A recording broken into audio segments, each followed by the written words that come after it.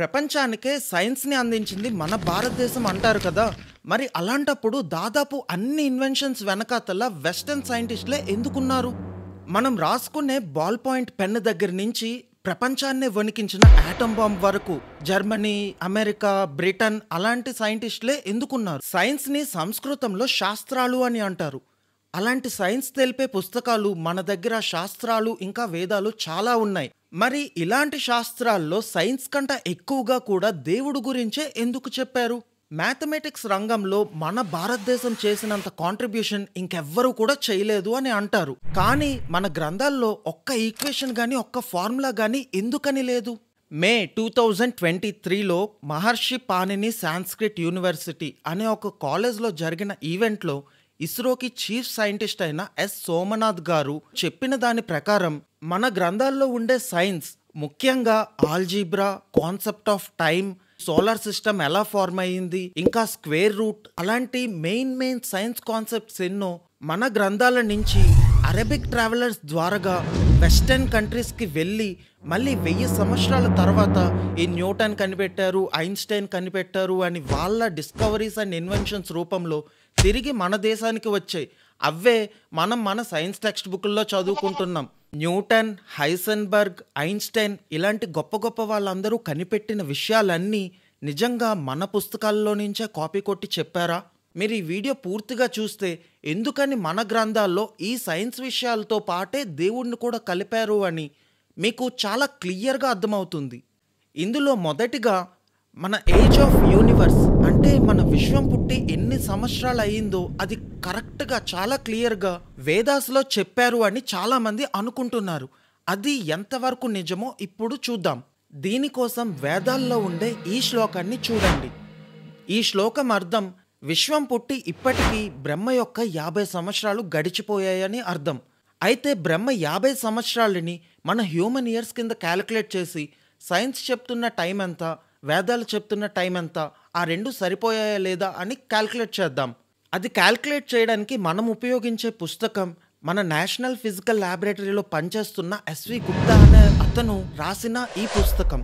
ఇందులో మన ప్రాచీన కాలం నుంచి ఇప్పటి వరకు ఉపయోగిస్తున్న యూనిట్ ఆఫ్ మెజర్మెంట్స్ అన్నీ కూడా చాలా యాక్యురేట్గా, అథెంటిక్గా ఇందులో వివరించబడి ఉన్నది. ఈ పుస్తకం ప్రకారం బ్రహ్మ యొక్క ఒక్క రోజు 4.32 బిలియన్ ఇయర్స్, అలాగే బ్రహ్మ యొక్క రాత్రి కూడా 4.32 బిలియన్ ఇయర్స్.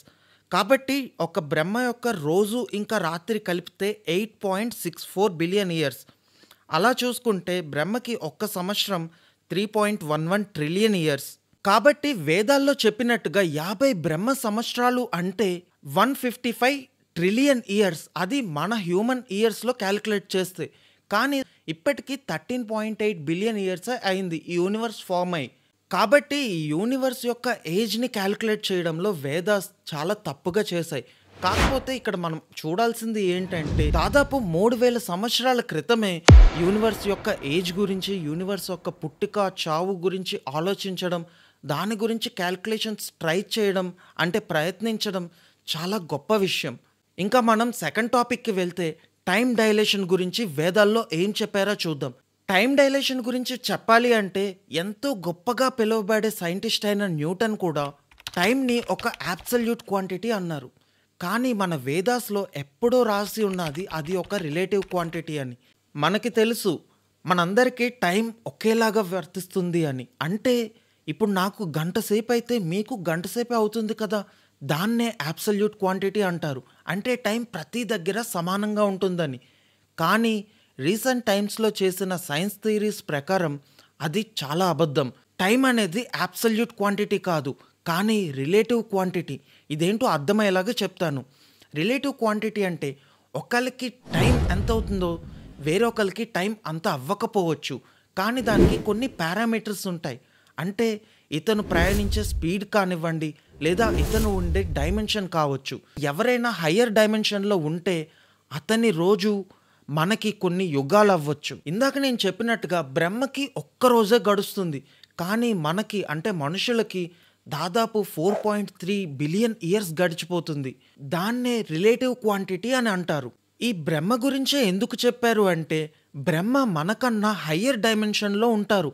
మీకు అర్థమయ్యేలా చెప్పాలంటే మనకి గ్రంథాల్లోని 7 లోకాలు అని వింటూ ఉంటారు కదా!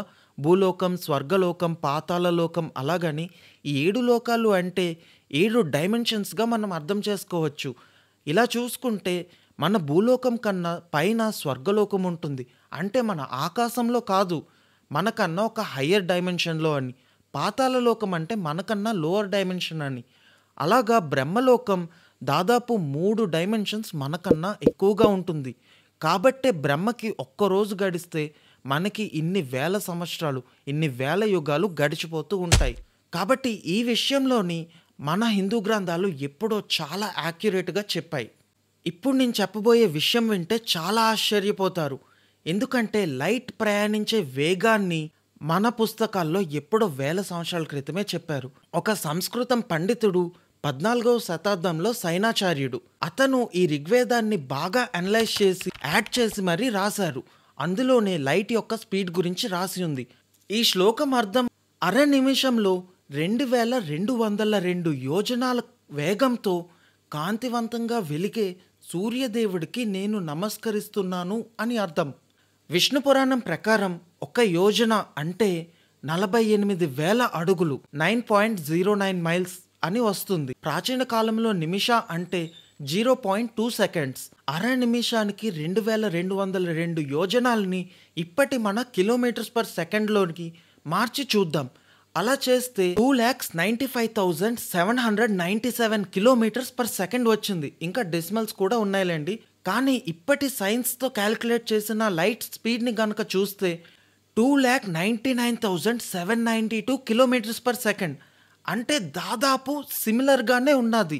ఆల్మోస్ట్ ఒక 1% ఎంతో డిఫరెన్స్ ఉండొచ్చు. కానీ ఇన్ని వందల సంవత్సరాల క్రితమే ఇంత యాక్యురేట్గా చెప్పడం అనేది చాలా గొప్ప విషయం అనే అనుకోవాలి. నేను వీడియో మొదట్లో ఒక క్వశ్చన్ అడిగాను కదా, అదే ఈ సైన్స్ చెప్పాలనుకునే మన శాస్త్రాలు ఇంకా వేదాల్లో ఎందుకని దేవుడి గురించే ఎక్కువగా చెప్పారు, మళ్ళీ ఫార్ములాస్ కానీ ఈక్వేషన్స్ కానీ ఎక్కడ ఎందుకు లేవు అని. మొదట్లో సంస్కృతంకి లిపి కానీ స్క్రిప్ట్ కానీ ఏమీ లేదు.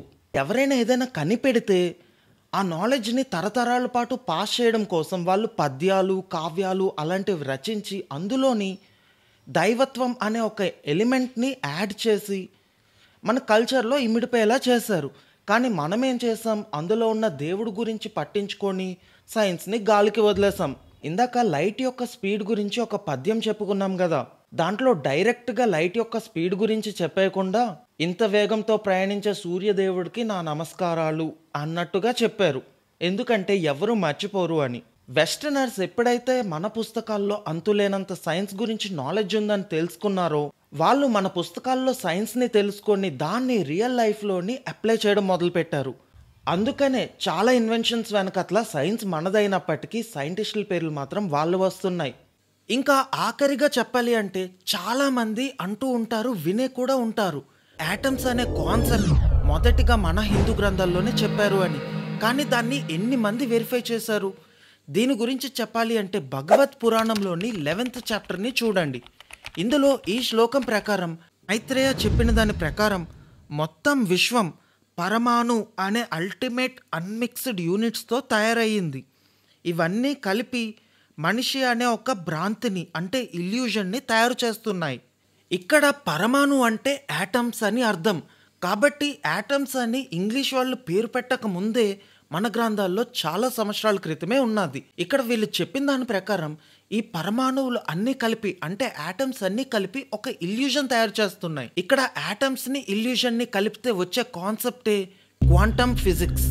ఈ క్వాంటమ్ ఫిజిక్స్కే మెయిన్ పిల్లర్ అయిన హైసెన్బర్గ్ 1929లోనే ఇండియా వచ్చి రవీంద్రనాథ్ ఠాగూర్ గారిని కలిసి ఈ క్వాంటమ్ ఫిజిక్స్ గురించి మన వేదాస్లో ఉన్న కొన్ని విషయాల గురించి అతను డిస్కస్ చేశారు. అలాగే ఇంకొక గొప్ప సైంటిస్ట్ అయిన ఎర్విన్ ష్రోడింగర్, అతను తన అన్సర్టైనిటీ ప్రిన్సిపల్ ఏదైతే ఈ క్వాంటమ్ ఫిజిక్స్ వరల్డ్ని బిల్డ్ చేసిందో ఆ అన్సర్టైనిటీ ప్రిన్సిపల్ని మన వేదాంతా నుంచే ఇన్స్పైర్ అయ్యి చెప్పినట్టుగా అతను తను రాసుకున్న బుక్స్లోని చాలా దగ్గరలో మెన్షన్ చేశారు. అండ్ అతను చెప్పిన దాని ప్రకారం సైంటిస్టులందరికీ క్వాంటమ్ ఫిజిక్స్ అర్థం అవ్వడానికి చాలా కష్టం అవ్వచ్చు. కానీ వేదాంతా కానీ వేదిక్ ఫిలాసఫీని కానీ చదివిన ఎవరికైనా సరే క్వాంటమ్ ఫిజిక్స్ గురించి చెప్తే అది ముందే విన్నట్టుగా ఉండి చాలా క్లియర్‌గా అర్థమవుతుంది అని. ఇలాంటి కాన్సెప్ట్స్ ఇంకా చాలా ఉన్నాయి మన గ్రంథాల్లో. కానీ వాటి గురించి అంతా చెప్పుకుంటూ వెళ్తే మనకి టైం అస్సలు సరిపోదు. Video length పెరిగిపోద్ది.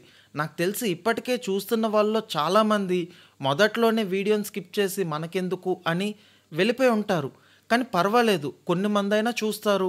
నాకది చాలు. ఇప్పటి నుంచి బ్రాడ్ రేంజ్ ఆఫ్ టాపిక్స్‌తో, నాలెడ్జ్ ఓరియెంటెడ్ విషయాలతో వీడియోలు చేసి నేను మీ ముందుకి వస్తాను. ఇప్పటి వరకు నన్ను సపోర్ట్ చేసినట్టే ఇక ముందు కూడా నన్ను సపోర్ట్ చేస్తారు కదా! అందరికీ నమస్కారం. జై హింద్.